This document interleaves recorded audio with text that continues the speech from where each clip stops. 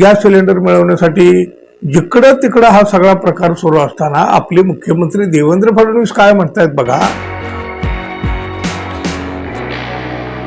मित्र हो, महाराष्ट्रामध्येच नाही तर संपूर्ण देशामध्ये गॅस सिलेंडरची नेमकी काय अवस्था आहे हे आता खरं तर कोणी काही वेगळं सांगायची गरज उरलेली नाही. अहो, प्रत्येकाशी निगडीत हा विषय आहे, त्यामुळं याबाबतची नेमकी परिस्थिती काय आहे हे आपण सगळेच अनुभवतो आहोत. गॅस मिळेना म्हणून अनेक हॉटेल्स बंद आहेत, कोणी चुली पेटवून आपली व्यवस्था करून घेतलेली आहे. महाराष्ट्रातल्या कोणाकोपऱ्यातल्या बातम्या आणि सिलेंडरसाठी लागलेल्या रांगा यांचे फोटो, त्याच्या बातम्या प्रसिद्धी माध्यमात झळकत आहेत. देशाच्या लोकसभेत तर गॅस सिलेंडरसाठी हंगामा झालेला आहे आणि सरकार मात्र सांगतंय देशात आणि आपल्या राज्यात सुद्धा गॅसची कसलीही टंचाई नाही. मग सगळी परिस्थिती जर सुरळीत असेल तर अचानक गॅस सिलेंडरच्या किमती का बरं वाढवल्या गेल्या? व्यावसायिक गॅस वितरणावर मर्यादा का आणल्या? ऑनलाईन बुकिंग करण्याचे फोन सुद्धा का बंद झाले? गॅस बुकिंगच्या नियमात अचानकपणे फेरबदल का करण्यात आले?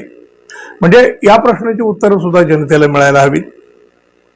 देशातलं आणि राज्यातलं सरकार सांगतंय गॅस सिलेंडरची काहीही अडचण नाही, पण प्रत्यक्षात जी परिस्थिती आहे ती परिस्थिती राज्यामध्ये आणि देशामध्ये सुद्धा ही वेगळी आहे. जे सरकार सांगते त्यापेक्षा वेगळी आहे. अमेरिकेशी झालेल्या तडजोडीमुळे देशात आणि अशी परिस्थिती निर्माण झाल्याचा आरोप राहुल गांधी यांनी केला होता. राहुल गांधी यांनी गॅस सिलेंडर आणि इंधनाच्या तुटवड्यावरून सरकारला घेरताना युद्धजन्य परिस्थितीची झळ भारतालाही बसू लागल्याचा दावा केला. त्याचबरोबर एलपीजीच्या तुटवड्यामुळे अनेक ठिकाणी हॉटेल बंद पडू लागल्यास सुद्धा त्यांनी लोकसभेत सांगितलेलं. यावर केंद्र सरकारनं देशामध्ये गॅस, पेट्रोल, डिझेल या सगळ्याचा पुरेसा साठा असल्याची ग्वाही दिली. म्हणजे केंद्रीय पेट्रोलियम मंत्री हरदीप सिंग पुरी यांनी स्पष्टपणे असं सांगितलं. पण हा दावा आणि प्रत्यक्षात असलेली परिस्थिती यामध्ये जमीन आसमानाचा फरक आहे. केंद्र सरकारची नीती फसली असेल, युद्धाच्या परिस्थितीमुळे ही परिस्थिती ओढवली असेल, जे काय असेल ते असेल, पण आहे तर ते. पण गॅसची टंचाई नाही हे सरकारचं म्हणणं पटण्यासारखं आहे का मित्रांनो?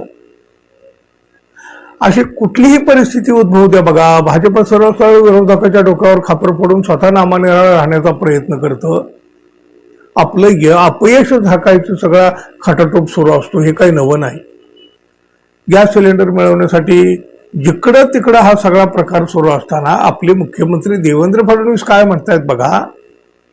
सामान्य नागरिकांची माथी भडकावून काँग्रेस गॅससाठी रांगा लावायला भाग पाडत आहे. पंतप्रधान नरेंद्र मोदी यांनी गॅसचा तुटवडा भासणार नाही याची दक्षता घेतलेली आहे. गॅस देशात येत असल्याचं सुद्धा मुख्यमंत्री फडणवीस म्हणतात. देशामध्ये गॅस, पेट्रोल, डिझेलची कुठेही कमतरता नाही, पण काँग्रेसचे नेते जाणीवपूर्वक लोकांची गॅस टंचाईबाबत माथी भडकावत आहे. लोकांना रांगेत उभं करून काँग्रेसचे नेते राहुल गांधी, नाना पटोले भीती निर्माण करीत आहेत, अशा प्रकारचा आरोप आता हे देवेंद्र फडणवीस यांनी केलेला आहे. काँग्रेस देशभरामध्ये असं षडयंत्र रचत असल्याची पुस्तीही फडणवीसांनी जोडली. लोकसभेमध्ये विरोधी पक्षांनी केंद्र सरकारवर सडकून टीका केलेली आहे. महाराष्ट्रात सुद्धा काँग्रेसनं आंदोलनं केलेली आहेत. राज्यामध्ये गॅस सिलेंडरच्या तुटवड्याच्या मुद्द्यावरून अर्थसंकल्पीय अधिवेशनात सुद्धा काँग्रेसचे नेते नाना पटोले, विजय वडेट्टीवार यांनी विधिमंडळाच्या पायऱ्यावर बसून गॅस सिलेंडरची प्रतिकृती हाती घेत निदर्शने सुद्धा केलेली आहेत. सरकारनं जनतेची दिशाभूल न करता खरी परिस्थिती स्पष्ट करण्याची मागणी नाना पटोले यांनी केली. अहो, ते विरोधक आहेत, त्यांचं काम ही आहे, विरोधकाची भूमिका त्यांनी बजावलेली सुद्धा आहे. पण बघा, राजकारण एक वेळ आपण बाजूला ठेवूया. गॅस सिलेंडरच्या बाबतीमध्ये सध्या प्रत्येकाला झळत बसत आहे. एकेका सिलेंडरसाठी जनतेतून आक्रोश सुरू झालेला आहे आणि राज्याचे मुख्यमंत्री म्हणतात गॅसची कसलीही कमतरता नाही. काँग्रेसचे नेते लोकांना गॅससाठी रांगेत उभा राहायला भाग पाडत आहेत. मित्रांनो, हे तुम्हाला पटतंय का हो?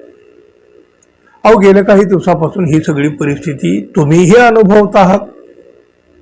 बघा, या बाबतीत तुमचा काय अनुभव हेही तुम्ही सांगा. आणि मुख्यमंत्री फडणवीस हे विरोधकांच्या डोक्यावर खापर फोडत आहेत, हेही तुम्हाला मान्य आहे का? हे सगळं तुम्हाला पटतंय का? जरूर सांगा मित्रांनो, जरूर सांगा. धन्यवाद. पुन्हा भेटू. नमस्कार.